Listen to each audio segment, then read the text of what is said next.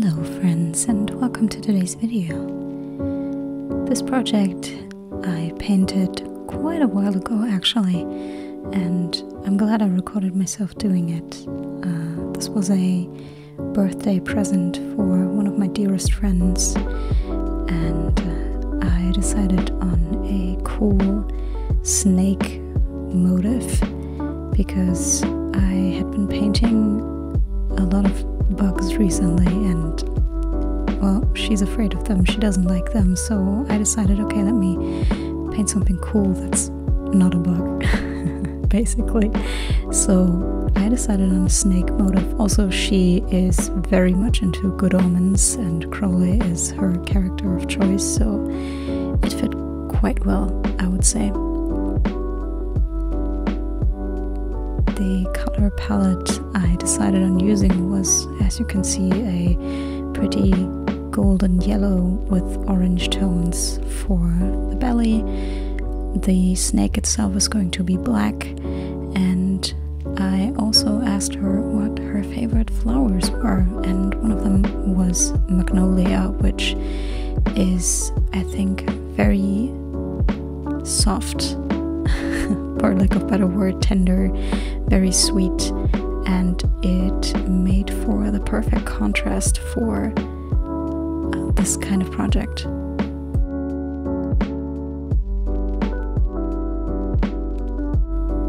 The style I'm painting in here is one I currently like using a lot.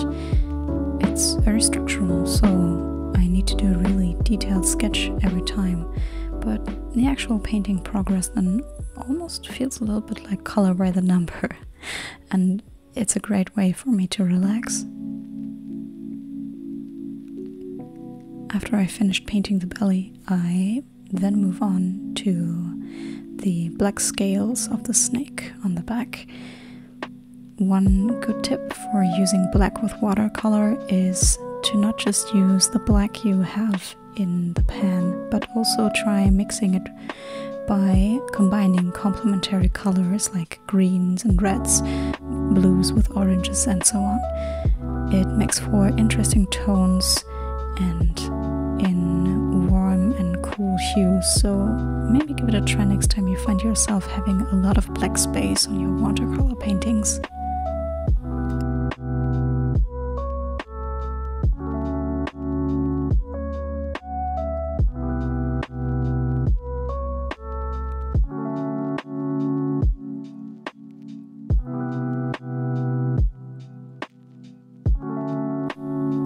I decided the head of the snake was the only part I wanted to give some shading and give some more depth.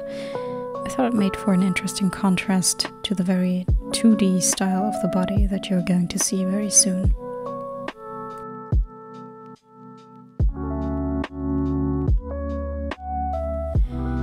Now, by this time you might have realized that this painting took a long time to complete, and the reality is it did.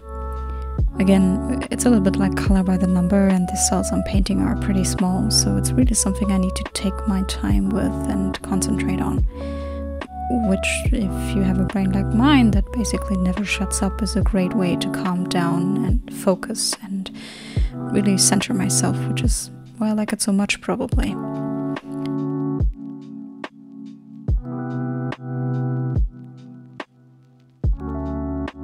The actual process of this painting took around 2.5 hours, drying time excluded, because this was one of the later ones I painted in this style, and I was already doing it a little bit smarter by putting the same shade into multiple tiles across the motif to save some time. In the beginning I used to mix a new shade for every single cell, and it took forever to finish.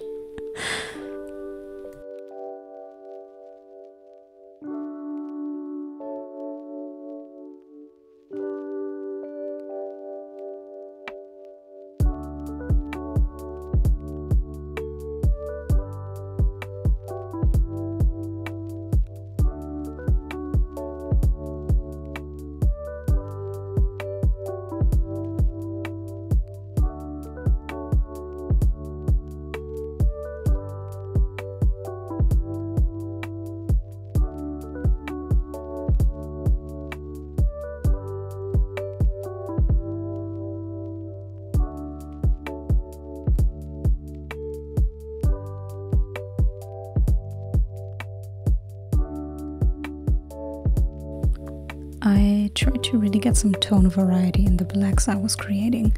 I was mixing in more blue tones, more reds, more browns to really keep it interesting for the eyes, even if you look at the picture for a longer time.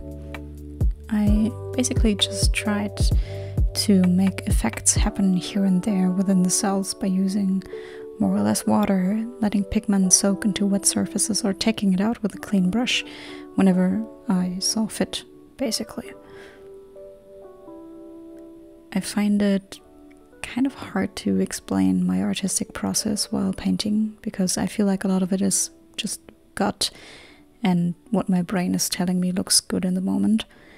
I don't have much of a plan. It's like instead of measuring anything, throwing random amounts of spices into your pot and going, seems about right. And I feel it's the same with painting for me. I don't know, go by personal aesthetics. That's what you could call it, I think. I just try to mix it up, make it interesting, think, what would I like? And then just do it, even if I'm painting for someone else, like with this picture.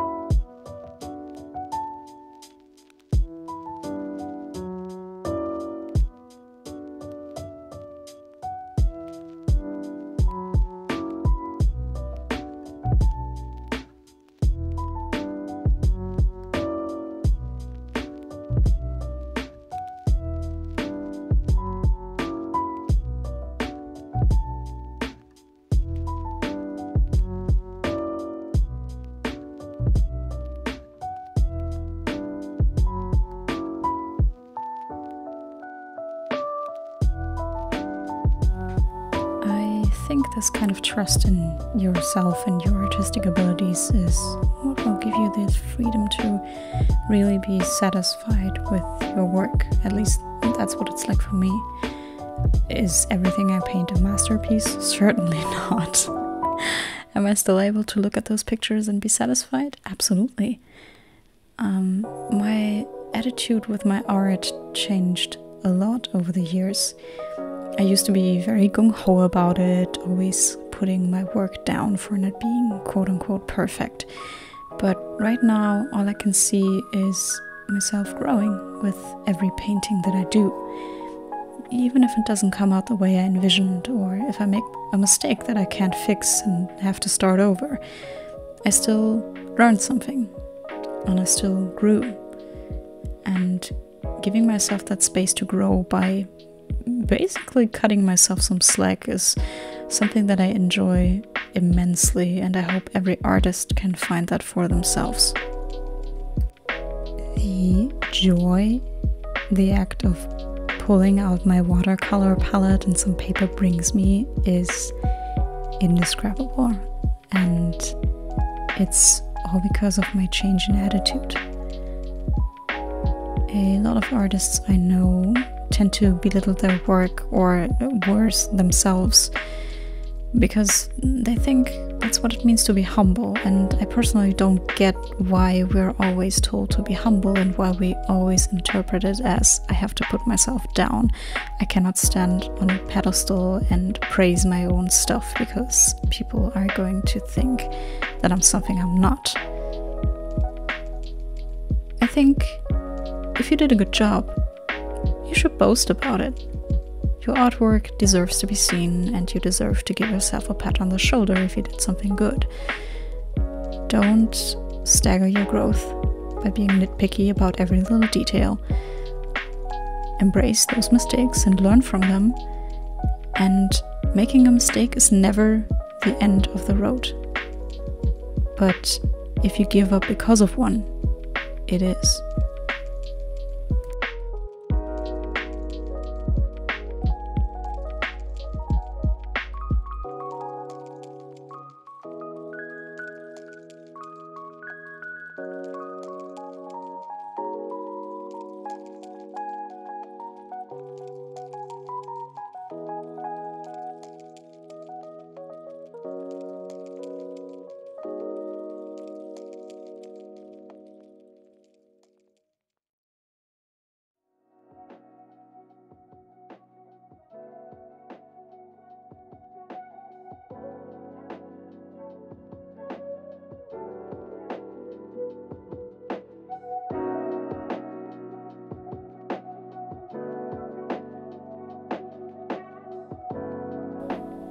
coming back from that small philosophical tangent by Emotional Support Bombay, we're finally done with painting the snake's back. And I am giving the inside of the mouth a little bit of shading, some reds. I also add a little bit more of shading to the head to just deepen the shadows there. And the snake is basically done. Next up is the Magnolia that I tried to paint realistically. Painting flowers is my nemesis. I do not know why. Somewhere deep down I get their structure, the way and the patterns their petals are laid out, and then all that gets lost in white noise once I try to paint one from memory. So for the Magnolia I pulled up a photo reference and used that here. So if you think the flower turns out pretty in the end, it's all thanks to nature photographers and their awesome pictures they put on the internet.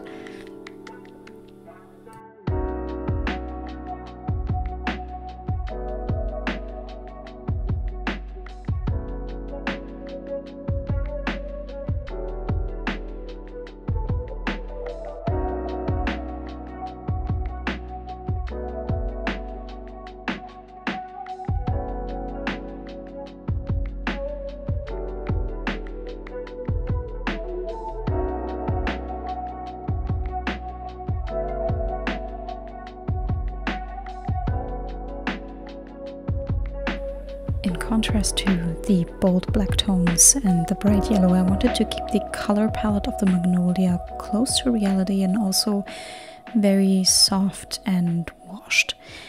You can see me putting down a lot of pigment at the base of the petal and then just pull that up with a wet brush into the petal itself to give a nice gradient. After that, I just emphasize the tones with more pigment until I'm satisfied. It wasn't easy for me personally, but I think it turned out alright. Let me know what you think in the comments down below.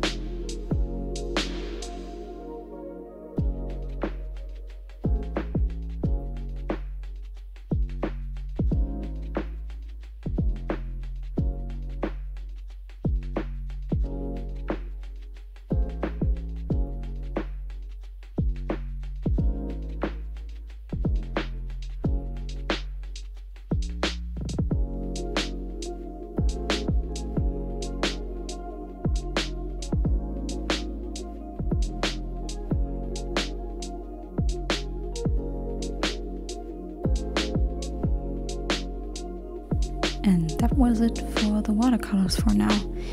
Next up is a black outline with a Sakura Pigma liner in 04 to really bring the motif together and make it pop against the paper.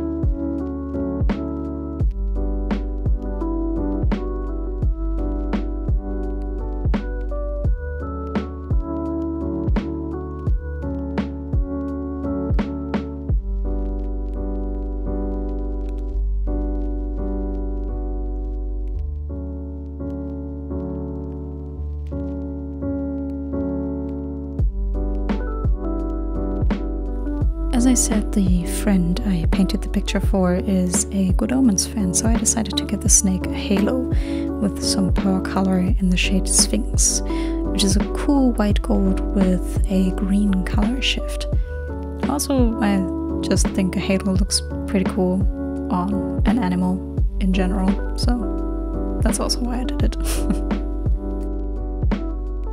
I'm so happy with the finished piece. I would have loved to keep it for myself and put it on my wall, but my friend was very happy about it too, so it was super worth it and now makes me even happier. Love you, Ellie.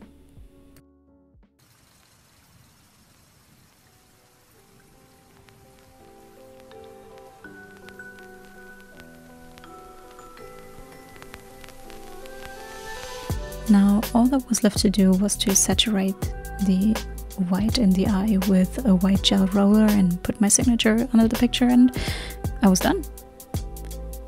Thank you so much for watching. If you like the video, please give it a thumbs up, subscribe if you haven't already, and you can catch me painting live on Sundays over on twitch.tv/backflipbambi. I'll see you soon. Until then, bye.